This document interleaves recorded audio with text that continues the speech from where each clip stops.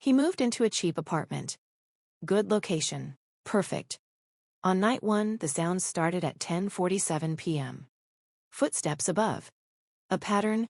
Drag, step, step. Drag. Step, step. For 3 hours.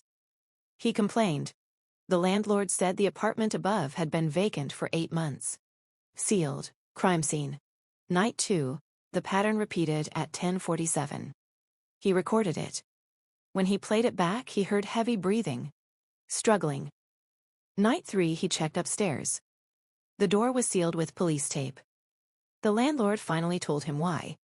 The previous tenant had killed his wife.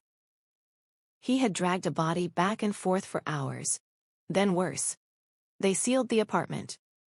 But the sound kept returning every night at 10:47. It grew heavier. Then in week 3, it stopped above his bed and started scratching. Something tried to come through. Week 4, he found a single drop of blood on his pillow. The lab said it was fresh. His blood type. Tonight is 10:46 p.m. He is recording. 1 minute left. At 10:47, the pacing begins. This time the sound is downstairs. In his apartment. Starting at the front door. Drag, step, step, drag, step, step. Coming toward his bedroom. He never locked the door. The apartment above never had doors. Why would the sound need one?